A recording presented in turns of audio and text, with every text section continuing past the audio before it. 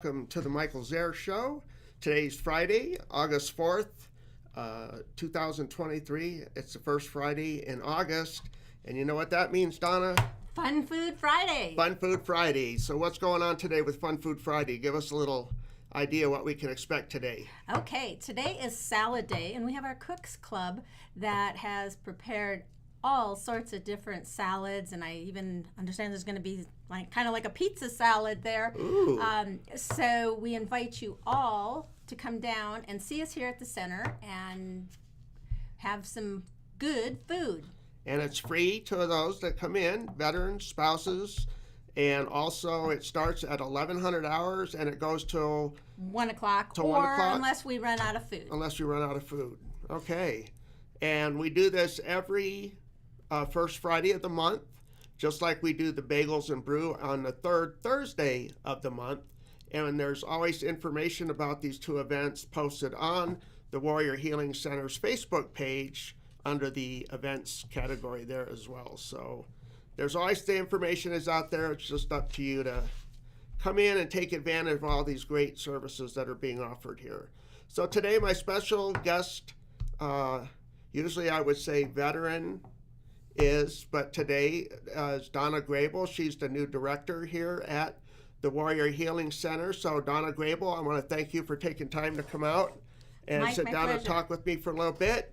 Been asked to keep this interview short and sweet so you guys don't have to drag through a whole hour's worth of interesting stories that we talk about with our veteran community. So let's get started with a little bit of background about Donna, you know, what you did, like where was home, born and raised, and what led you into coming to Cochise County. Okay, so I was born and raised in a small farming community in South Dakota.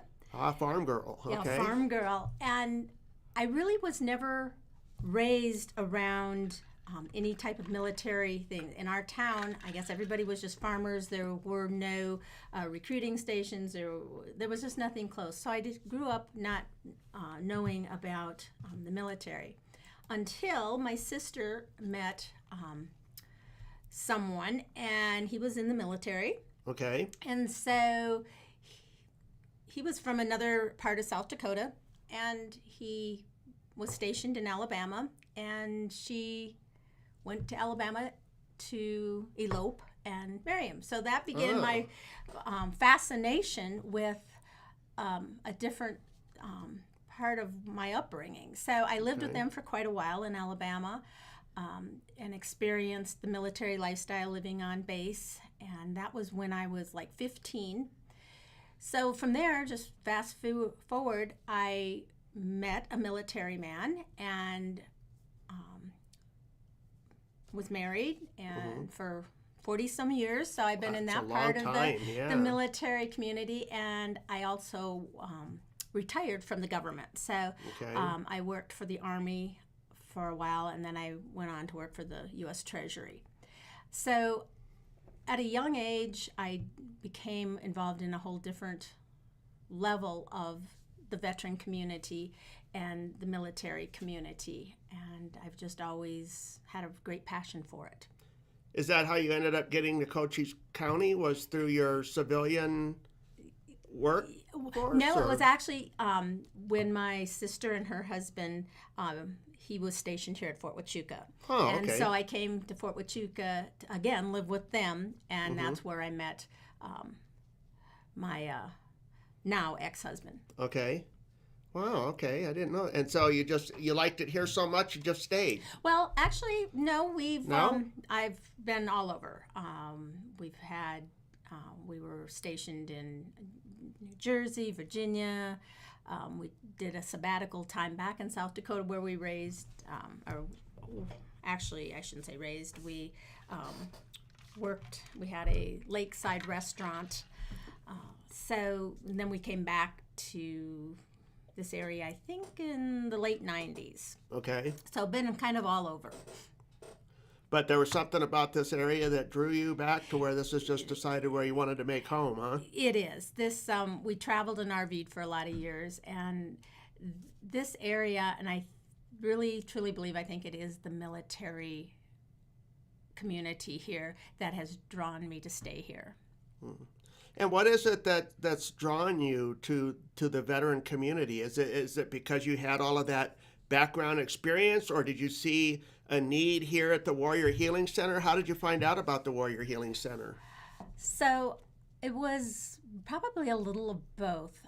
I saw just such a great need being in the, working for the government and being in there and seeing then the transition and people getting out of the service, just all in my circle, my social circle and Right. things. And so when I found out, I've always helped veterans throughout my time with doing things, but when I learned about the Warrior Healing Center here and did my research and realized what a great thing this is and what the founders did to take their vision and run with it and make this center what it is was just awe-inspiring to me. So to be a part of Right. that and to know to what depths we help veterans here, it's just amazing. And for me, I don't remember how long ago it was. I'm going to go out on a limb and say it was well over a year ago.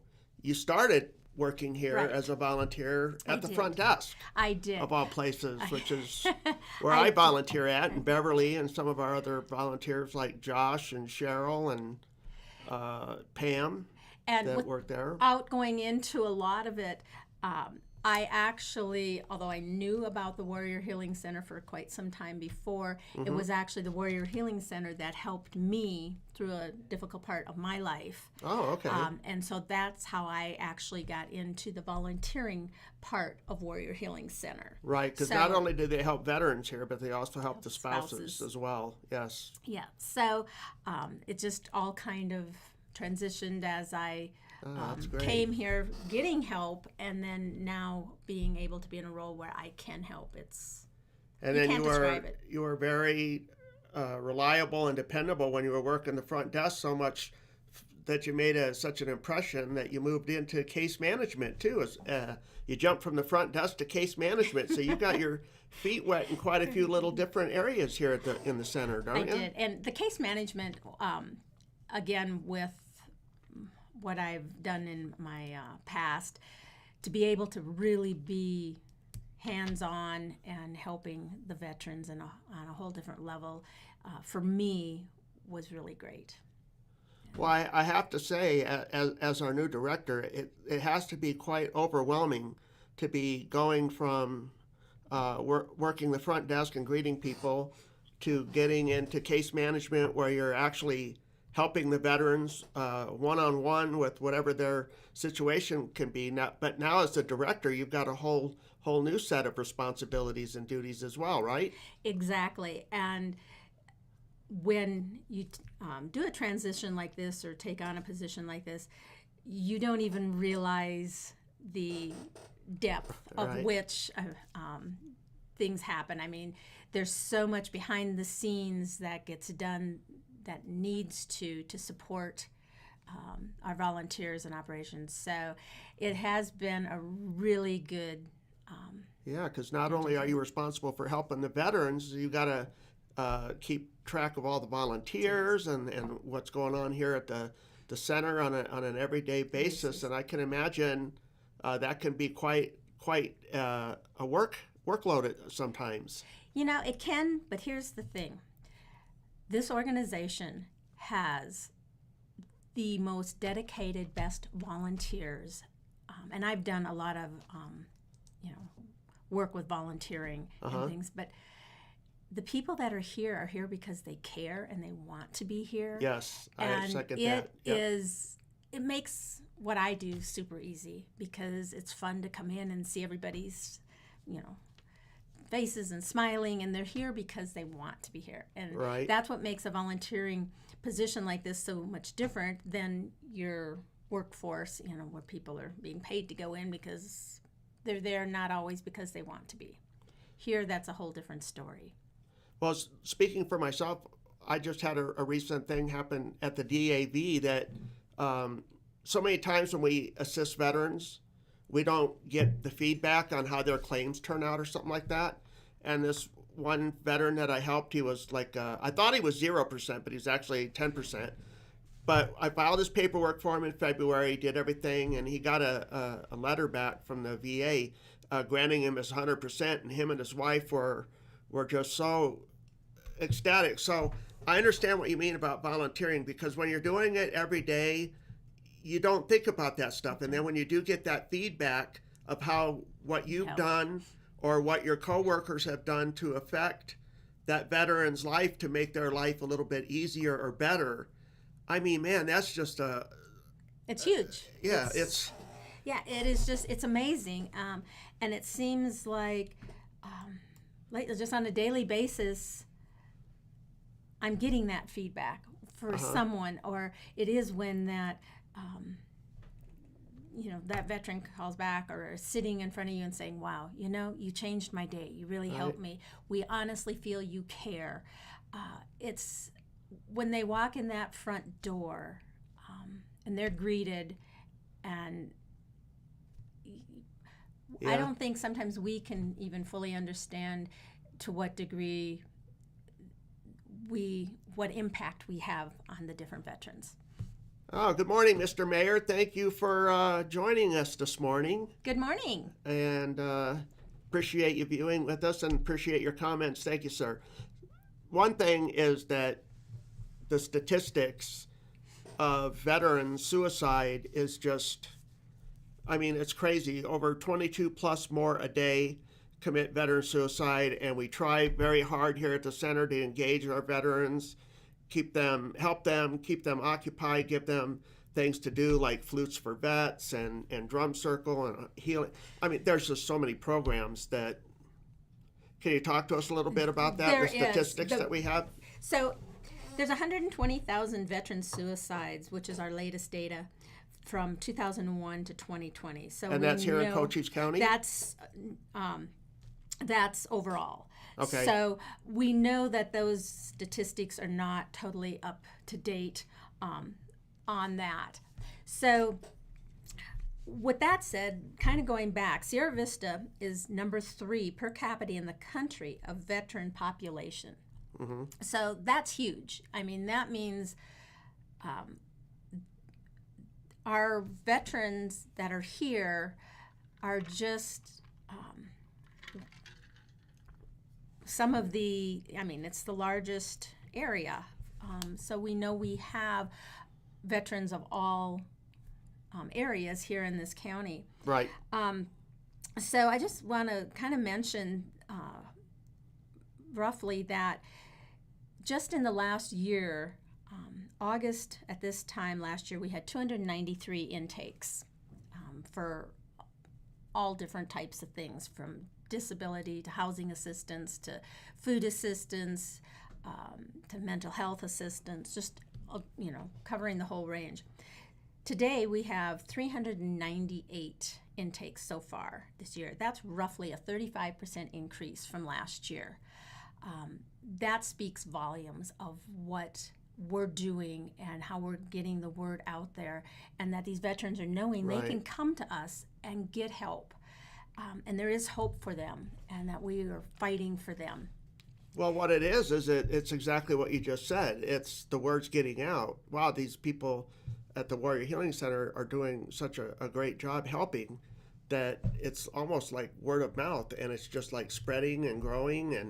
And it is. And this last, for the month of July, we set a record. Previously it was 77 intakes in 1 month, and in the month of July we were at 85 intakes. Wow.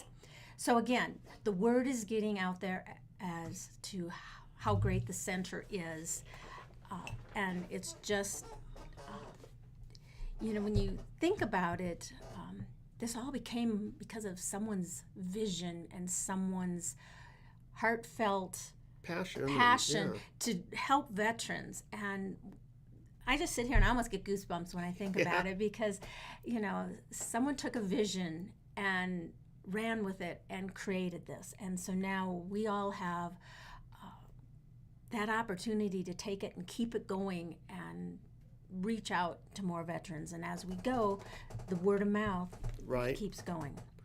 And it's sad too, because a lot of the veterans that come in, they're not like emergency per se as need. Those 85 cases could be like easier things too. I mean, it's not all, Right. you know what I'm trying to say? Yeah. It covers the whole Spectrum of, from the easy things down to where, a veteran's spouse, maybe a veteran has passed away and the Right. spouse needs help with some of the things, getting their affairs in order. Again, some of it is even the volunteering. Let's actually talk about volunteering. We have a lot of the veterans that come in that realize what we're doing here, and then they're like, wow, this is incredible. Because I've never once taken a tour with someone here in the center, and by the end of that tour, they're not saying, this is amazing. We had no idea that the center had so much to offer. So then in turn, these veterans are like, how can we help? We want to get involved. We want to help other veterans. And so we get the volunteers that way. We are always looking for volunteers, so if you have that desire and want to come help us, we would love to have you join our team. And the other thing is, again, getting back to the things, we do have the crisis response team too. So if a veteran Right. comes in and they are in a bad place right at that moment, we will drop everything and focus on that veteran to see how we can help. And again, there's no greater satisfaction to me than when I am able to, take time and sit with that veteran, hear them out, hear what they've got going on, and see what we can offer them here. A lot of times that's all they want is just someone to listen and to understand and, show a little bit of compassion. You are so right, Mike. That is a lot of it. Some of them, they're doing everything in their plan according to, everything, but they just want somebody to sit there and hear them out, let them know there's hope, and that, we're here for them. And a lot of times also they've had bad experiences going to the VA, so they don't trust the VA, or maybe they've gone to file a claim at one of the service areas and they didn't have a good experience there, and they come back and report that to us. So it's not all like suicide cases and stuff like that, but each and every veteran that comes in and their spouses that comes in that door is just as important. They're all Exactly. That is it. I mean, and I think that is one of the things too that stands out when people talk and share their stories, is that we treat everyone that walks through that door just as we would treat, our family, our friends, because that's what happens. When they walk through that door, they become a part of that circle. And we are there to help them through what they've got going on. We have an awesome program where we contact them regularly and call them, say, For hey, the Rona hi. calling? The Yeah. Rona calling. Yep. How are we doing? Can we help you in any way? And to them, that just makes a difference, that they're just not through the door and then we forget them. right. Once they're with us, they stay with us. Their family. They are. Another thing that I was really impressed with was getting the homeless veterans off the street and getting them a place to live, because that gives them their dignity. They walk in the door and it's like, wow, somebody's actually willing to help and listen and understand and not be judgmental And that's true. And, yes, there are some cases where people, that's their choice. Right. But the ones that come in and say, hey, we've fallen on bad times, or this has happened, or that, and we have different areas that we can help them get in to a home. And we have some really awesome success stories here of people that have been helped. What else have you got to share with us today? So,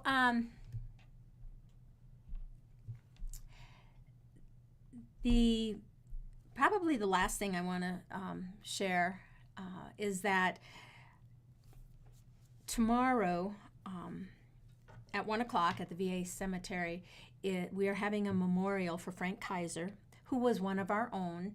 And I would just ask that if anybody has a moment around that time, it's going to be a relatively short service, but that could come out and show some support. And we would love to meet you. And I know Frank has a very small family here in the Sierra Vista area. So I would just like to invite all of the veterans, if you have a moment tomorrow, to stop out and help us say goodbye to one of our fellow veterans. And what time is this? It's at 1 o'clock. And that'll be at the Southern Arizona VA Cemetery? Yes, on Buffalo Soldier. Okay. All right.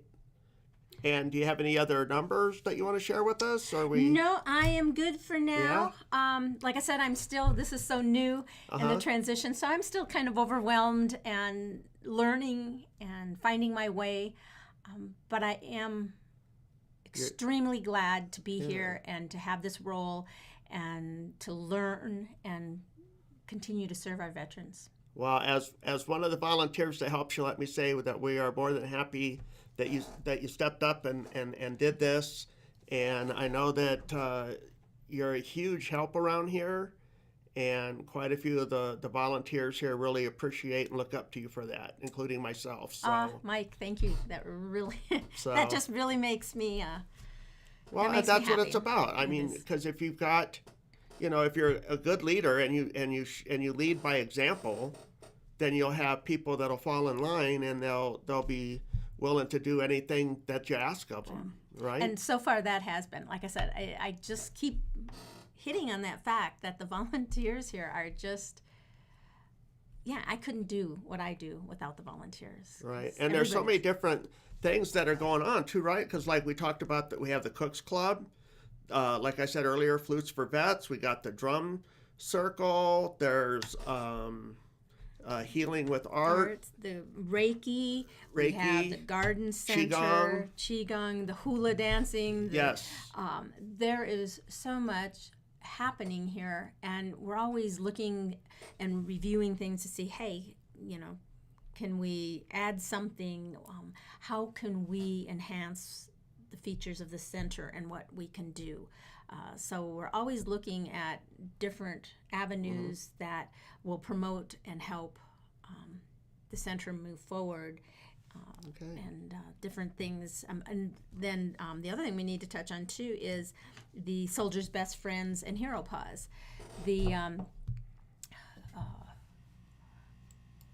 That is a big thing here where we help a lot of the service members get a service dog trained. So I always find it interesting when I do tours. There's so much going on that it's difficult sometimes to remember everything when you're, it's coming to you. Because I know as soon as we're gonna sign off, I'm gonna say, I should have said that, or I forgot that. Well, you can always come back and give us an update, I would if you love want to to come give back. us some more figures and I would love give us to come another back. status update on how things are going. And in closing, just to follow up on what you were talking about with volunteering, if you are a veteran, a spouse, or just a civilian, you don't have to be a veteran to volunteer here.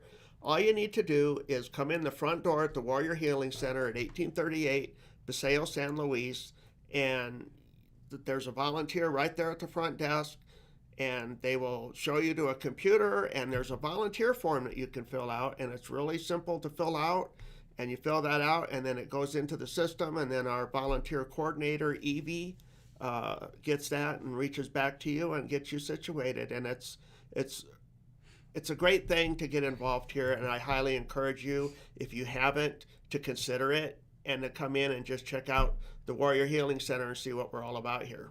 See, and that actually made me think of something. We do have the computer lab here. So Yes. if you so desire, you can come hang out and work in the computer lab and do things. We have a library. We have an awesome library. Terry Jackson has been amazing Yes. at getting that library Getting it in in order. So order. you can Yep. come in, check out books, or just sit and there's a nice little recliner in there, sit and Yep. relax and read.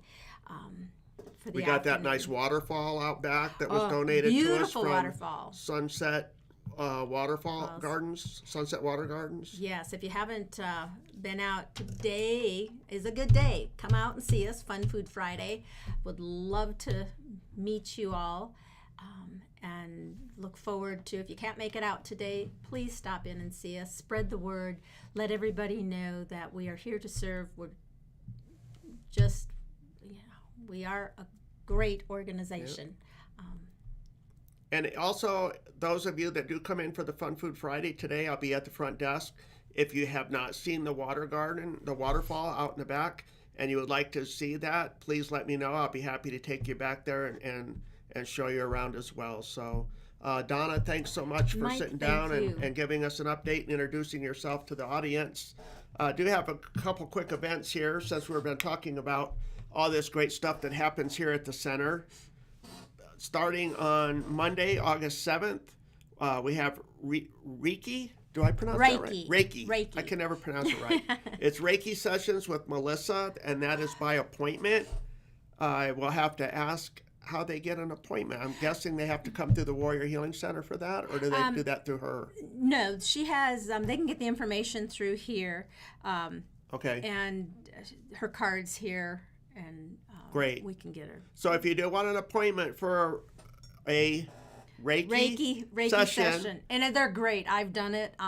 It's a great way to get in touch and in balance with yourself. Good deal. And also on Monday, August 7th, starting at 11:30, going to 12:30, we have the Breast Cancer Support Group, and they will be meeting at the Southwest Cancer Care at 198 South Coronado Drive, and that's in Suite B. We have the 5 Treasures of Qigong meeting on Monday, August 7th, starting at 17:30, going to 18:30, and that meets right here at the Warrior Healing Center. We have on Monday, August 7th, the 1800 to 1900, the Associates of the Vietnam Veterans of America. That's the VVA, Bill Beecher, and that's here at the Warrior Healing Center Recreation Room. We have Monday, again, August 7th, 1800 to 1900. We have the Fort Huachuca chapter meeting of Team RWB that will be taking place at the Sierra Vista Public Library. We also have the game night going on at the VFW Post 9972, and that starts at 1800 hours and goes until closing. On Wednesday, August 9th, starting at 0700 hours, going to 0815, is the Band of Brothers Breakfast, and that's at the American Legion, Post 45. We also have the Bello Vets Ride on Wednesday, starting at 0730, and they meet at the Pueblo del Sol Country Club parking lot. It's a great group that Stu Carter has going for fellow vets, for anybody that wants to ride bicycles. They meet as a group. They go out as a group ride.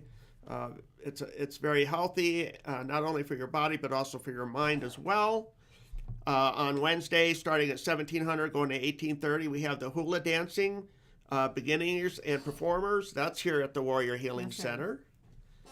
So those are just a few. And then one more, we got Wednesday, 1800 to 1930, we have the Heart to Heart, and that's a ladies PTSD support group that meets right here at the Warrior Healing Center conference as well. So those are just some of the events that are coming up here at the center, and that's it for myself. Donna, you got any last words? Nope, that's it. That's Just it. Come see us. Look at that, right under 30 minutes. Yay! How about that? Thank you, everybody, for joining us. I'll see you all next Bye. Friday now. Bye-bye. Yeah.